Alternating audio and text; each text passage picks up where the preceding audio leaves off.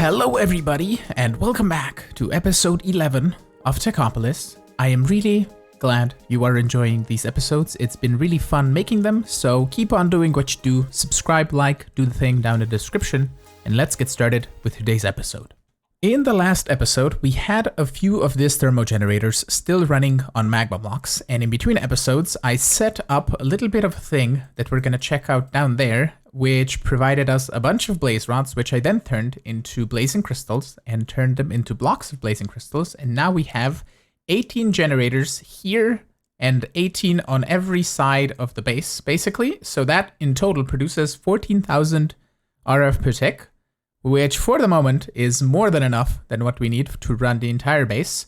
And eventually, once we get to the next technium ingot, we can just upgrade this. And for example, the next tier of thermogenerator is going to generate 100 Fe per tick with lava.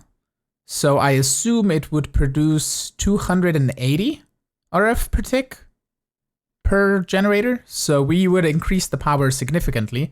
And then I believe once we get to the nether tier, here, give me the recipe, there you go. The nether technium ingot, I think that's basically the last, yeah, we can make then the nitro generator, can we not? Ooh, can you not make the spirited generator and the nitro generator? That's weird. I thought they had recipes for this. Anyway, we're gonna get to higher tiers of these generators, basically, is what I'm trying to say.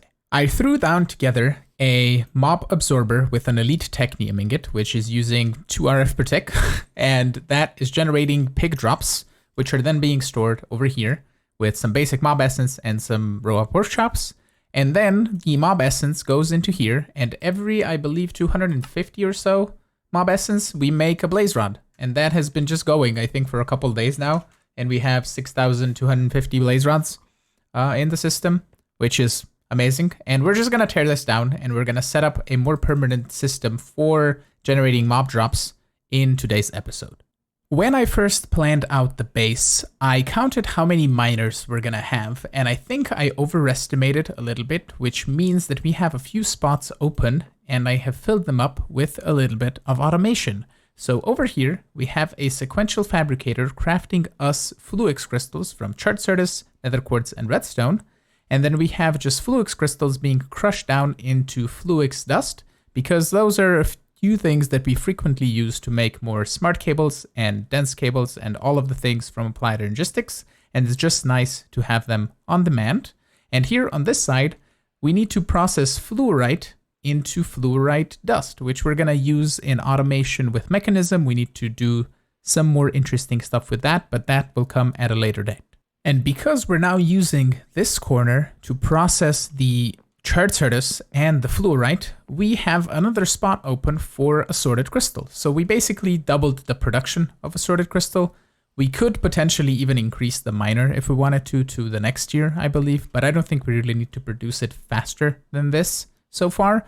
But you can see how the items are being transferred. The ruby and sapphire go over here, certus and quartz go over here. The chart certus, we just store in the background. We don't need a storage bus on this because it's only really used to make the fluix crystals, which is automated back here anyway. And then the fluorite goes over here. And we have one crystal left, which is the prismarine. For the moment, I have it over here in this drawer, and you can see that we have 0 of it, because we immediately transfer it in this ender chest with a light blue in the center. And that ender chest is linked up way over here in the back to this guy, where we are basically storing 393,000 worth drawer of prismarine eventually, basically. So the ender chest just goes over here. And that way we basically have it where we use it, because the prismarine crystals are pretty much only used to make the processing circuit for the applied logistics system. Another thing that I want to do before we get started with the mobs downstairs, I want to move all of these thermal machines over to that other building, because I want to keep this room as a mechanism room, because we're going to need to process a bunch of more things with mechanism, and we're going to do that over here. And I have already started by adding lead gears and gold gears over here, and we have then these spots open, and this one we can move. I set up a little bit of a glass generator in between episodes because I ran out of glass. And we have this thing over here, which is processing the redstone flux coils. We can move this somewhere else as well. We possibly could toss it over here where I prepared another 3 spots. The same that we have on the other side. And I also made another one of these on the other side as well. And we have that open as well for more things to come. There we go. All the machines have been moved over, which means that up here we have now a lot more space for mechanism machines. And in that regard, up here I have started preparing for the ultimate technium ingot. And these are all the items that we're going to need. We have this automated, which is the refined obsidian. We have the zinc plates, we have the elite technium plates, we have the atomic alloy. We basically have yellow cake uranium because I set it up off camera. And then all we need is the energized steel, which we can get to in today's episode, right after we're finished with the cows. But over here with the mechanism machines, I have uranium ingots being turned with the enrichment chamber into yellow cake uranium, which is a super simple thing. It's one exporter and a storage bus and then a level emitter on the other side. And it's super easy to do. I moved the uraninite extractor over here in our resource gathering room because, as I said previously, we have a few more spots that we're not going to use for anything. And it fits nicely because we can add another uraninite or uranium actually miner up here. And I'm not extracting the items directly into the drawer over here because it would be a bit weird. I would have to have possibly a chest or a second drawer over here and it would just be wonky. So I'm just extracting it into an ender chest, which is then linked up over here on the other side to the uranium drawer that we have over here. So basically, this uranium drawer is now our main storage for uranium, and I decided to just toss in a storage bus like so, which means that over here, I can now easily extract it out of the system with a simple export bus that we have over here. And that means we can control all of this with redstone on the redstone furnace, basically. And I have it set to, I believe, 100k of uraninite, which eventually will be filled up, but it's gonna take possibly overnight, and that should be filled up. But this is fairly slow. It is working as fast as it possibly can. And the dielectric paste, I have moved up here. I believe I'm going on the right side. We'll see. I am.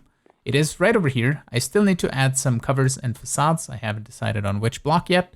But the dielectric paste is just stored in here, and I have it set to 2000, and I believe if we do this, and then grab dielectric paste from the system, there we go, and we toss this back, like so, we should be good on having 2000 and something dielectric paste.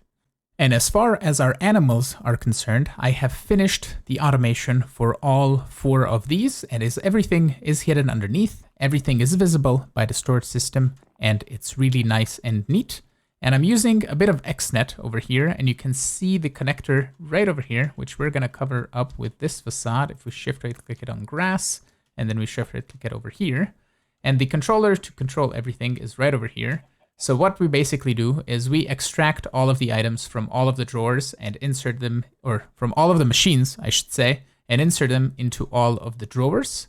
And then we extract all of the fluid that is produced, which is the mob essence, and we insert it into an ender tank, which for the moment is just extracting into this fluid cell, which is the maximum amount of upgraded fluid cell that we can get at this point in time. And we're going to be using the mob essence to generate mob drops anyway, which we're going to probably just put over here because it's going to be convenient, and we can just keep all of the mob drop related items over here down below.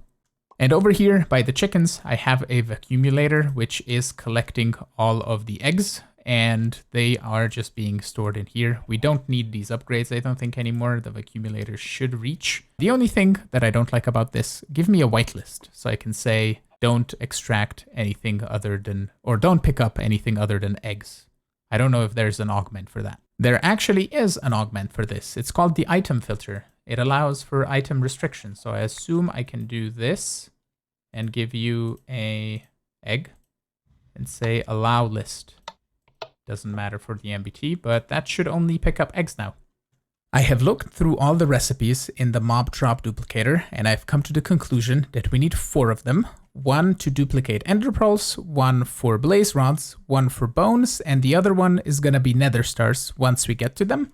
And as far as mob essence, we can store it right back here. We don't need to put a storage bus on them or anything because we only need it for the mob drop duplicators, nothing else really. So the ender tank that is linked over there is over here. And that way we can store 384 buckets of mob essence basically as a backlog once all of the crafting completes. It's now the next day and this has all filled up with mob essence. And it has also processed and made all the things that we set it to do. So 2000 ender pearls, 2000 blaze rods, and 2000 bones. And basically that means that all of these are now not running because they're full of mob essence. So a simple solution that we can do is we can add a trash can over here and then configure it. Basically what we're gonna do is on the fluid channel over here, we're just gonna add an insert and it's gonna be priority 0. And this insert has priority 1. So basically, once we run out of a little bit of mob essence in that fluid cell, it should drain from the tank. And when there's space in the tank, all of the mob essence will go into the tank first and then into the trash can after. So what means is that these will now continue to run without a problem. It is about time that we set up Applied Energistics Autocrafting and start creating patterns for everything for all the crafting recipes that we have. So it's going to be a lot easier for getting machines and making machines in turn because we can just request it and the system will automatically craft it for us. And it basically comes down to 3 components that we need. We need a crafting storage, and I made a 64K one here. And then we need an ME interface and a molecular assembler. And in the assembler, we can toss in some acceleration guards to give it a bit more speed. And then in the interface, we can put in a pattern. And I have a pattern here to make more blank patterns, which is the first pattern that you should ever make once you make an Applied Logistics Systems. And then the pattern in here, if we search, it says craft. We can select, let's say, 64, right? And we're missing quartz glass. So what we're going to do is we're going to craft, let's say, 10 patterns, right? Like so. And then you can see we have 11 patterns now. And what we then do is we come over to our new and improved middle of the base section, as you can see like this. I have cleaned it up nicely so everything is in the floor and neatly organized. And these patterns can go into our pattern terminal here. And in the pattern terminal, we can, for example, say quartz glass. So let's make our crafting recipe for this with nether quartz dust. Do we want to use, we're going to use Certus quartz dust because we have Certus quartz in abundance. So we're going to do that. Regular glass, like so. And then the interface terminal comes in and we can put it in here directly. And now we can request, for example, a bunch of blank patterns. So we have like 51. Give them to me. And it should start making them. There we go. It takes a moment, but then it does work. And it does it nicely. I believe it first has to craft the quartz glass and then the blank patterns after, because we only have one molecular assembler per interface right now. The interface can have more than one assembler attached to it. So we could potentially put assemblers like this around the interface, and then we stack up the interfaces and stack up the assemblers.